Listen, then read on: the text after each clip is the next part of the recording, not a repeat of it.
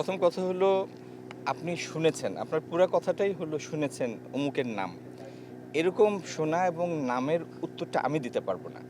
এরকম যদি কোনো ঘটনা ঘটে, এটার মানে সংবাদপত্রে এরকম একটা বস্তুনিষ্ঠ খবর আসে বা এটার এগেইনস্টে মামলা হয়। এই জিনিসগুলি পার্সু করার জন্য বাংলাদেশ সরকারের একটা পুরোপুরি মন্ত্রণালয় আছে। সেখানে হাজারো লাখো লোকবল আছে এবং অত্যন্ত কর্মতৎপর একজন একজন সিনিয়র সহকর্মী, একজন মাননীয় মন্ত্রী আছেন সেখানে। এরকম কিছু ঘটলে সেইভাবে নিউজ হলে বা কেউ যদি কোনো একটা মামলা করেন, আমি নিশ্চিত কোন পরিচয়, কোন ব্যানার উনি ব্যবহার করেন এগুলি কোনো বিবেচ্য বিষয় হবে না।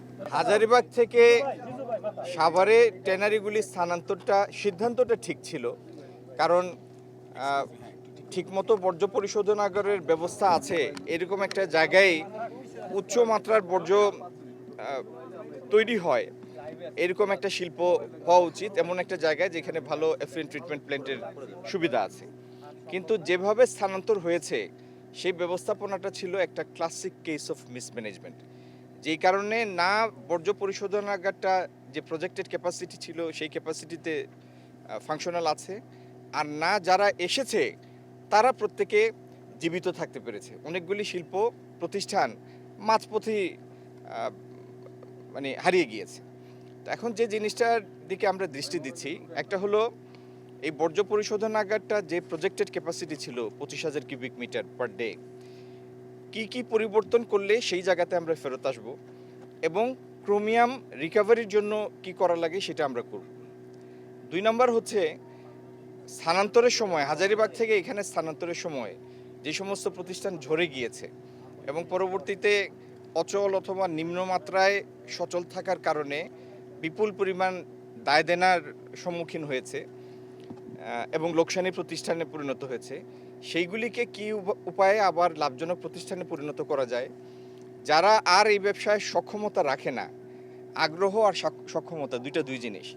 তো আগ্রহ এবং সক্ষমতা যারা হারিয়ে ফেলেছে সেই সব জায়গায় কিভাবে নতুন বিনিয়োগকারীকে আনা যায়, এই প্রত্যেকটা জিনিস নিয়ে আমরা কাজ করছি। আমরা আশা করি আগামী অল্প কিছু দিনের মধ্যে ইটালিয়ান একটা প্রতিষ্ঠান যেটি সিইটিপিকে কিভাবে আমাদের প্রজেক্টেড ক্যাপাসিটিতে আনা যায়, কি সংস্কার লাগবে, কি সংশোধন লাগবে, সেটার একটা রিপোর্ট আমরা পাবো। আর যে সমস্ত ব্যবসায়ীবৃন্দ আছেন, ট্যানারি আছেন, যারা পূর্ণ সক্ষমতায় চলতে পারছেন না অথবা ব্যবসাটা আবার এখানে এসে শুরু করতে পারেন নাই, তাদের কিভাবে আবার পুনরায় তাদের দিয়ে শুরু করানো যায়, নতুন বিনিয়োগকারী কীভাবে আকৃষ্ট করানো যায়, এবং আমরা একটা মাত্রা ঠিক করব যে সাইজের উপরের প্রত্যেকটা প্রতিষ্ঠান তাদের নিজস্ব ইটিপি করবে এবং এই ইটিপি করার জন্য যে সমস্ত টেকনিক্যাল সাপোর্ট লাগবে, প্রয়োজন বোধে আর্থিক যদি কোনো সহায়তা লাগে, পলিসি সাপোর্ট লাগে, এগুলি সরকার থেকে দিব। তো এই সেক্টরটা নিয়ে আমরা যে লক্ষ্য নিয়ে কাজ করছি, একটু আপনাদের ধৈর্য ধরার এবং সহযোগিতার জন্য আমার আবেদন থাকবে।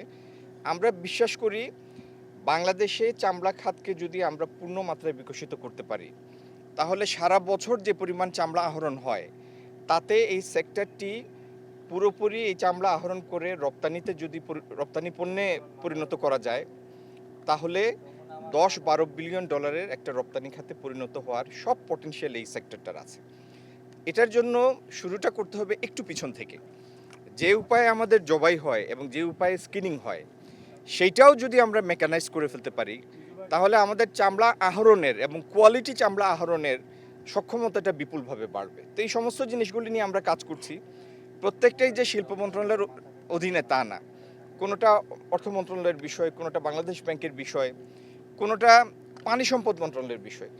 এই পুরো জিনিসকে সমন্বয় করে ইনশাল্লাহ এই সরকার, এই বিএনপির সরকার এই চামড়া খাতকে একটা পূর্ণ সক্ষমতায় একটা বিপুল রপ্তানি খাতের বৈদেশিক মুদ্রা অর্জনকারী খাত হিসাবে আবার বাংলাদেশে প্রতিষ্ঠিত করবে। প্রথম কথা হলো, একটা জিনিস, আপনারা যেভাবে আমার গণমাধ্যমের ভাই বোনরা আপনারা যেভাবে সংবাদটা পরিবেশন করবেন বা যেভাবে তথ্য দিবেন, সেটার উপরে কিন্তু মানে বড় মাত্রায় আমাদের জনসচেতনতা সেভাবেই তৈরি হবে। চামড়া একটা পচনশীল জিনিস। আপনি যদি আজকে যেরকম গরম বা কয়েকদিন আগে যেরকম গরম ছিল, সেরকম গরমে চামড়া পশুর গা থেকে খুলে নেওয়ার 4 থেকে 6 ঘন্টার মধ্যে যদি আপনি সব ময়লা পরিষ্কার করে লবণ না মাখান, তাহলে এটি পচা শুরু করবে। এখন কালকের দিনটি ভালো ছিল, টেম্পারেচার লো ছিল, আল্লাহর মেহেরবানি। কালকের দিন যদি খুব গরম হতো, 38-40 ডিগ্রি সেন্টিগ্রেড হতো, তো যারা লবণ মাখাননি তৎক্ষণাৎই এটা পচা শুরু হতো। এই জন্য যারা ব্যবসা করেন তারা তো লাভের জন্য ব্যবসা করেন, তো কেউ তো পচা চামড়া কিনবেন না, স্বাভাবিকভাবে সংরক্ষিত চামড়া কিনবেন। এই জন্য সবার কাছে অনুরোধ, পশুর গা থেকে খুলে নেওয়ার 4 থেকে 6 ঘন্টার মধ্যে সমস্ত ময়লা পরিষ্কার করে এটাকে পর্যাপ্ত লবণ মাখাতে হবে। একবার যদি লবণ মাখান, এটা 3-4 মাস পর্যন্ত আপনি এটাকে সংরক্ষণ করতে পারবেন। তো বক্তব্যটা স্পষ্ট, লবণ মাখানো চামড়ার মূল্য আছে। লবণ মাখানো যদি না হয় তাহলে তো সেটার লাইফ নাই, লঞ্জিভিটি নাই, সেটা কে নিবে? এই চামড়ার, কাঁচা চামড়ার মূল্য তো অল্প। এই চামড়াকে যখন আপনি কয়েকটা প্রসেস, ওয়েট ব্লু একটা প্রসেস, তারপরে ক্রাস্ট লেদার একটা প্রসেস, ফিনিশ লেদার একটা প্রসেস, এই পর্যন্ত কিন্তু এটা চামড়া। এরপরে আপনি জুতা, স্যান্ডেল, বেল্ট, ব্যাগ, সুটকেস যাই বানান, সেটা হলো চামড়াজাত পণ্য। এখন আপনি যদি চামড়া রপ্তানি না করে, ওয়েট ব্লু চামড়া রপ্তানি না করে, বা ক্রাস্ট লেদার রপ্তানি না করে, বা ইভেন ফিনিশ লেদার রপ্তানি না করে, এটাকে যদি বেল্ট, জুতা, অন্য কোনো একটা পণ্য প্রস্তুত করেন, তাহলে মাঝখানে যে ভ্যালু এডিশন, সেটার পরিমাণ অনেক। এক, দ্বিতীয়ত হলো আপনি কাঁচা চামড়া আর চামড়াজাত পণ্য, এই দুইটার মাঝখানে যে কতগুলি প্রসেস, এই প্রসেস সম্পন্ন করার পথে আপনি অনেক শিল্প কলকারখানা স্থাপন করতে হচ্ছে আপনার। তার মানে আপনি কর্মসংস্থান সৃষ্টি করছেন। তো আমাদের জন্য চামড়া না, চামড়াজাত পণ্য হচ্ছে রপ্তানি আমাদের লক্ষ্য, যাতে আমরা কর্মসংস্থান সৃষ্টি করতে পারি, উচ্চ বৈদেশিক মুদ্রা অর্জন করতে পারি।